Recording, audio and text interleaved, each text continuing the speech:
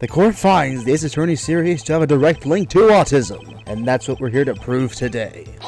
What on earth are you talking about, Wright? What a preposterous claim! Do you have any evidence to showcase this?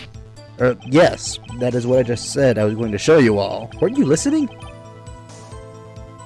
Well then, get on with it, Wright. Honestly, this may as well be about ADHD with how distracted and all over the place you seem to be. Right.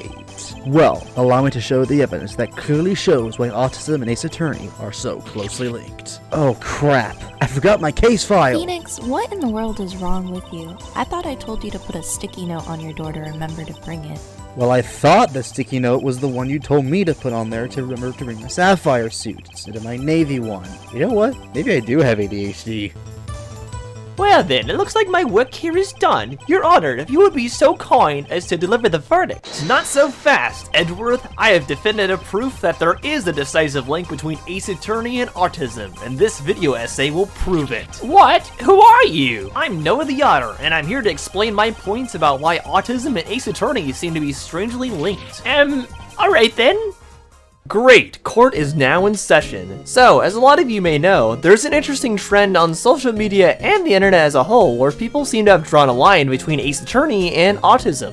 This is actually really interesting for me to see, given I am actually a big Ace Attorney fan myself, and I know a lot of other people on the spectrum that are. But why is that?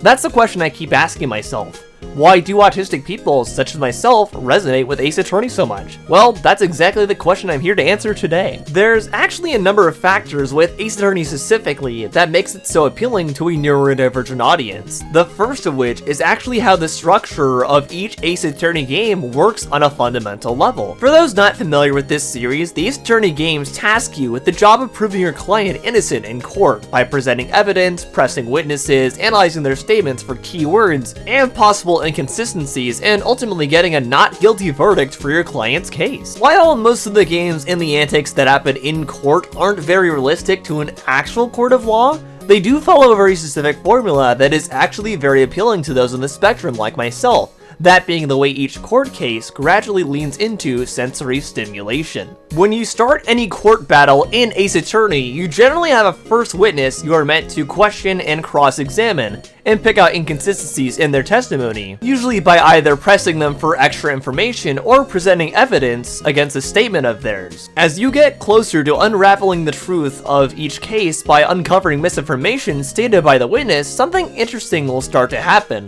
The music will start to speed up. When you find the right piece of evidence to match with a witness's statement, Phoenix, or whoever else you might be playing as, will strike a pose and point out, literally, the inconsistency in the witness's statement. The music will swell as this happens, making for a much grander, more epic feeling moment here that is probably necessary for a courtroom drama. But, in a lot of ways, this exact kind of thing is exactly what makes Ace Attorney appeal so well to people on the spectrum. Moments like this, especially in this series, after feeling incredibly smart and satisfied after having found the right piece of evidence to pit against a witness's statement, is a sensation that honestly leads to a lot of positive stimulation. It's a similar thing to how in Fire Emblem, when you make a great play on a map or get through a map without anyone dying at all, you feel incredibly satisfied and feel like a great strategist. And here, Ace Attorney actually achieves a similar effect, just using a lawyer instead of a wartime general. That sweeping sensation of positive stimulation and self-satisfaction you get when you're able to pull off an objection against a witness or against a prosecutor is something a lot of other games just can't really replicate, because honestly, Ace Attorney is sort of in a league of its own. There's not really another series that is like this at all. Sure, there are definitely games that are directly inspired by Ace Attorney and mimic the formula, but Ace Attorney was really the first kind of game to do this. And with each new entry, Capcom was able to introduce new mechanics while sticking with the same core formula, which is something that a lot of people on this spectrum like myself honestly like, since a lot of us like consistency. And that actually brings me to my next point, that being Ace Attorney is a very consistent series while not feeling repetitive. For me and a lot of other people on the spectrum overall, we often have hyperfixation, which may cause us to want to enjoy the same things over and over and over. Generally, one of two things can happen here. Either the thing we hyperfixate on becomes too repetitive and we move on to a new hyperfixation after exhausting the last one, or the thing we hyperfixate on happens to have enough variety to it each time that it ends up being something we can consistently enjoy. And funnily enough, Ace Attorney does exactly this. Like I said before, with each new entry, Capcom consistently found ways to keep adding new elements while still keeping the same base formula that fans have always known. The first Ace Attorney game is pretty much the base template that all subsequent games base their formulas off of.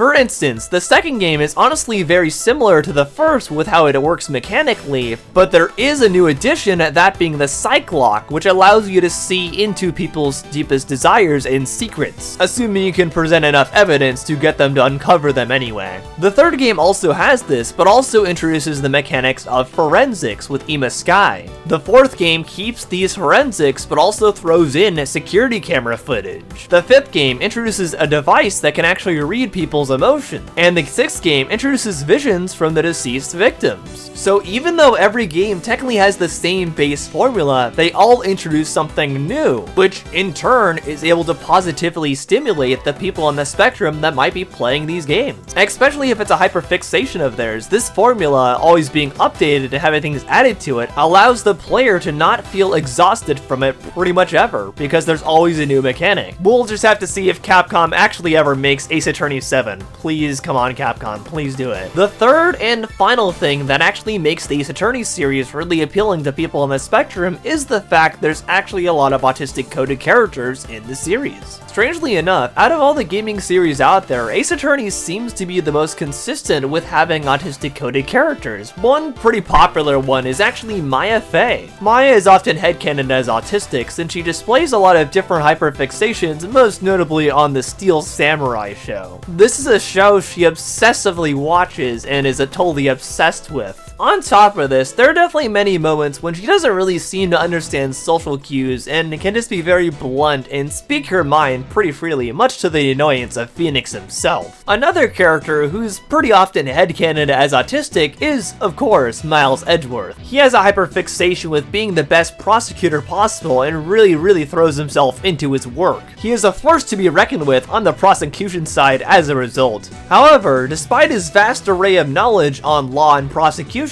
he has trouble recognizing social cues much like Maya, and honestly just struggles with social interaction as a whole. He's also been through some major childhood trauma and showcased a lot of difficulty processing his emotions around that time. He also actually does have a pretty clear need to always be organized. Another pretty notable autistic coded character in Ace Attorney is actually Athena Sykes. Athena has a very deep connection to emotions through sound via a device that she carries around with her, and especially at court to help her in determining whether witnesses' statements are being truthful or not. This is definitely interesting because many autistic people experience sensory hypersensitivity, and of course, depending on the area of the spectrum you're on, you may also have trouble reading emotions or social cues. This is definitely literalized with Athena since she actually uses a device to help her decipher these sort of things, and this could be seen as an allegory to how a lot of autistic people usually have to mask or learn social rules in order to feel like they fit in. All in all, Ace Attorney does have actually 3 direct links to autism, as I just stated here, and ultimately it's just one of my favorite series in gaming, and I'm really glad to see a lot of other autistic people really enjoy this franchise too. Now Capcom, you just gotta get us Ace Attorney 7, that's all I'm asking, come on now. I want to see that follow up to Spirit of Justice, because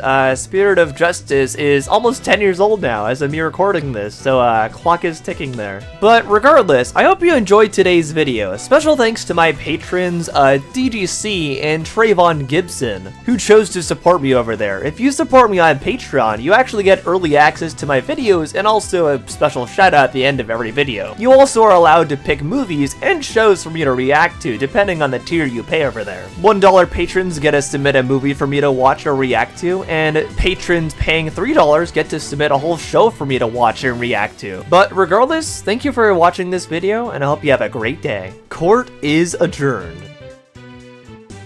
Hey, thanks for watching. If you liked this video, give it a like. If you didn't like it, give it a like anyway. If you want to check out all my socials down below, you can see all those down there. And if you want to join my Discord too, where you can communicate with me and others offline, that should be linked down below. And if you want to check out my letterbox, that is linked down below as well. That's where I review movies, oftentimes movies or shows I won't review here on YouTube. So you can check that out too if you want extra content from me. But for now, I've been Noah the Otter, and I'll see you on the otter side. Bye!